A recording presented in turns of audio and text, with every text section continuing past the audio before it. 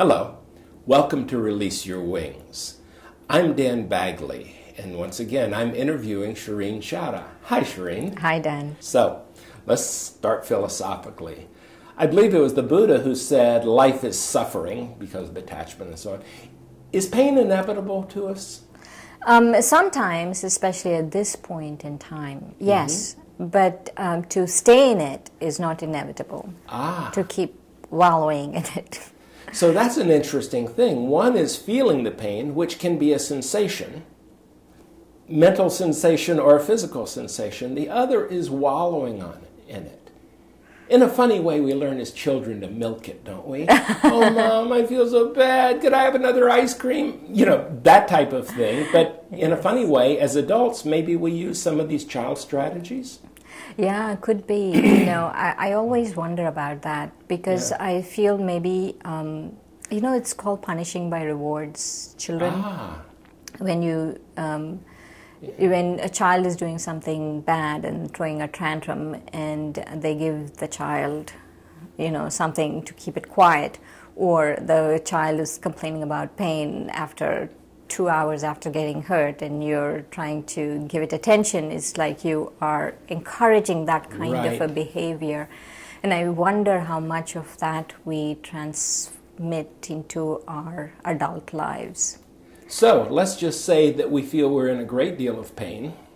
Let's take away all of the blame and understand that even if some of it is psychosomatic, self-inflicted, it is done with the childlike innocence. It got lack formed of that understanding, way. Yeah. So looking at it with love and understanding, do we need to separate physical pain or to psychological pain, for example, emotional pain? I feel not necessary, because physical pain is very undignified. If you're in a lot of physical pain, I feel you should do something about it. That's why modern science is there, to help you deal with it. I'm not encouraging people to get addicted to pain medication or anything like that. Take care of yourself. And take care of yourself, and I feel it's very dignified. Recently I watched a lot of people go through cancer and stuff, and they have a lot of pain, and it's really good to give them something. Yes. And people do. I mean, that's why it's there. And so it's good to take something if you're physically in pain. But psychologically, I feel more, it comes from a different reason. And I feel there are two things that really invoke psychological pain. One is blockages, and two is bondages. Blockages and bondages. Right. Okay. Blockages and bondages. A blockage is a mental thing that I have, something, I'm blocking something, I'm not receiving something, I'm not freeing myself from something. And most importantly, I am thinking too much about something, and that is creating a... For example, if we are talking too much about how unhappy we are, we're going to miss the beauty of the day, the breeze on our skin, etc. Right. Yeah. Or thinking too much, about something, how can this be, analyzing it and overanalyzing it and this and that. All of those things, I feel, really create the blockage which cause the pain. And then the bondage would be, physically we put ourselves in positions of... kind of almost like a masochistic situation where we want that pain. In very subtle ways, we invoke that pain. And the motivation would be, I get attention? I get attention, there is no way out. This is the only way. So what I hear you describing also is the double bind we put ourselves in, which is often our false self creating this. I must have this recognition and I can't have it, therefore I'm unhappy. Well, the real question might be, how can I be happy without the recognition? I mean, that's a psychological issue. Right. So within the bondage, which sounds a little like attachment, would that be or not? Yeah. I want to share something. Dadi Gulzar, she's one of our most wonderful, magical seniors. She's actually quite magical. She walks into the room and she transforms the room. She was recently having an operation, and someone asked her, Dadi, are you suffering? And she said, no, I'm in pain, but I'm not suffering. Ah, ha, ha, ha. Yeah. And also she was taking the necessary medications and all of those things. And so I feel that we shouldn't be taking suffering or sorrow from either whatever is going on in our lives, physical, mental, emotional, psychological. We have to learn to let it go. We have to learn to free ourselves from that. So one way of thinking of that is that pain is inevitable, comes and goes, but suffering is pain plus the story we're telling ourselves. Yes. Yeah. And also this whole coming and going. Recently I was in India and I was meeting Dadi Janki, and she's 97, and so something was happening with her body, and she sat down to meet with all of us, and she said, don't worry, it has come and it will go. And so because it has come, the way it has come, it has to go. She was so confident that whatever ailment that is ailing her has come, and the way it has come, it will go. That there is no attachment to it. There is no feeling that, oh, will it go, won't it go, all of that. She was very sure. She had complete faith that the way it has come, it will go. And I really remember that. Anything, right? If it's coming, it has to go. If it's come, because it's come, it has to go. I can't keep holding on to it. If it's still here, then I'm holding on to it. Yeah. And if we are holding on, whether it's joyfulness or pain avoidance, we're both in a trap. We're in a trap in both contexts, I believe. In other words, if I try to hold on to the past, try to hold on to things exactly as they are, then I will create some level of pain in that when it slips from my grip. Right. And the other part of it I feel about pain is, whether it's psychological or even physical, the best way to deal with it is don't talk about it.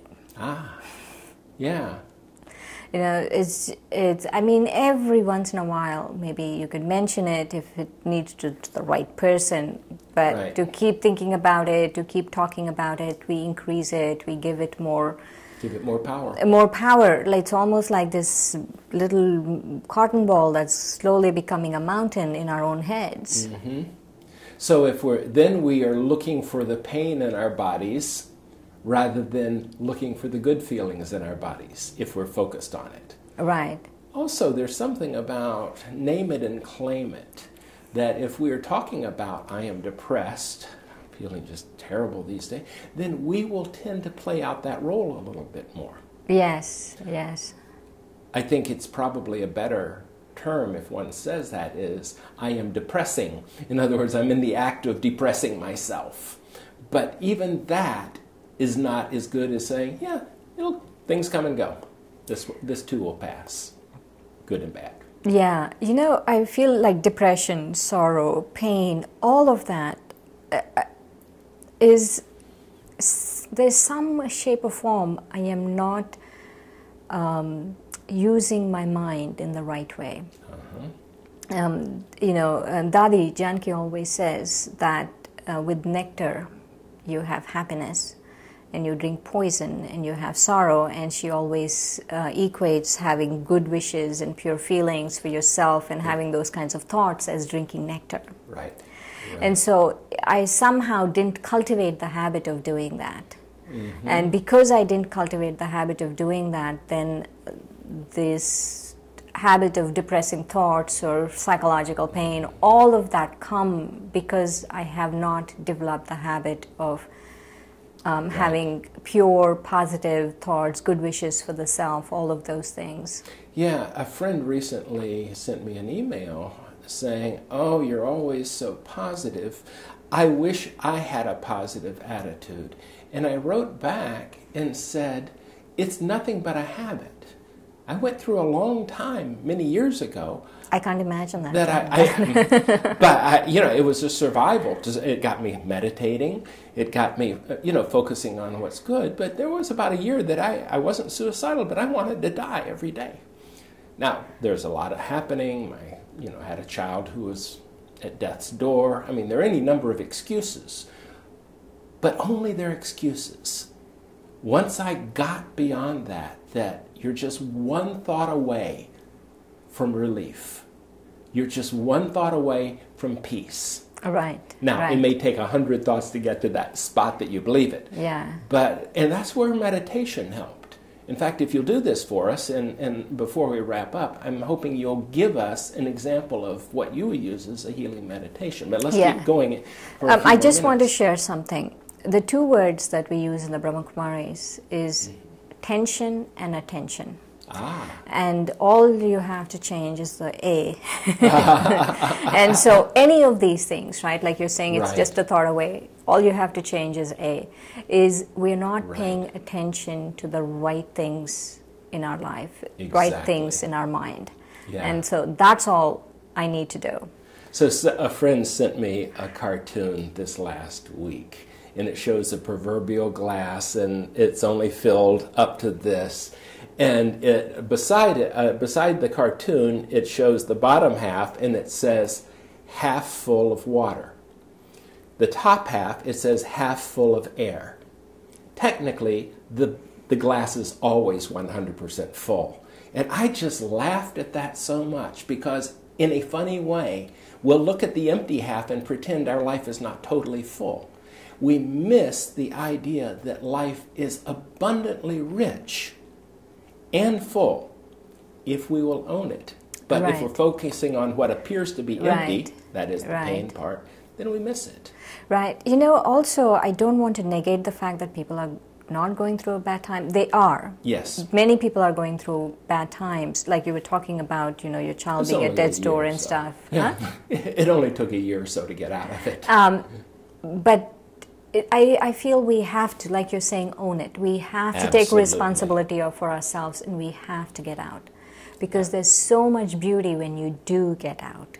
And when you can look at the same situation. In fact, I'll give you one of the things that I could say before I believed it was, there will come a time when nothing has changed externally, and I will be happy. All the externals will be just as tough. Then I'll have the whole enchilada.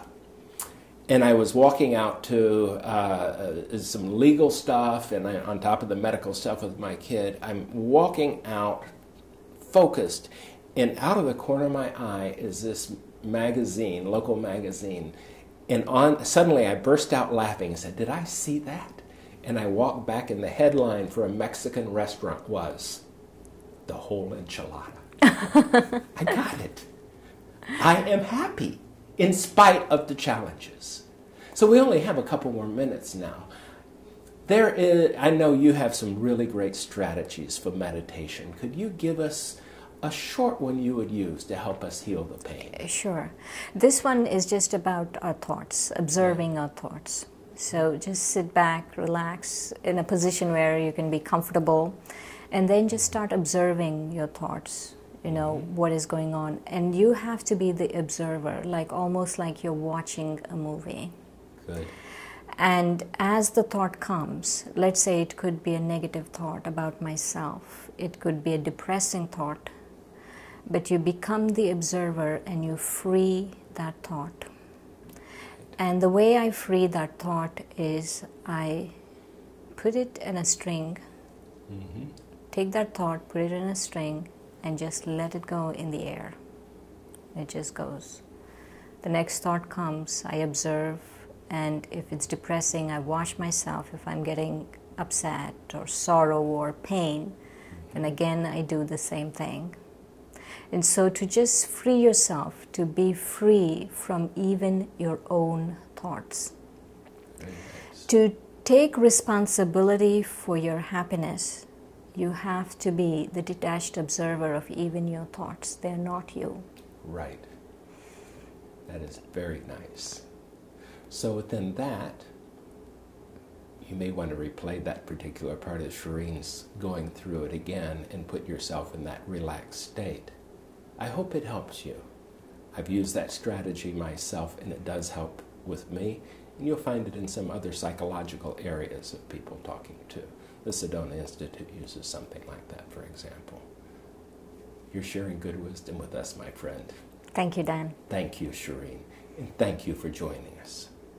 Goodbye.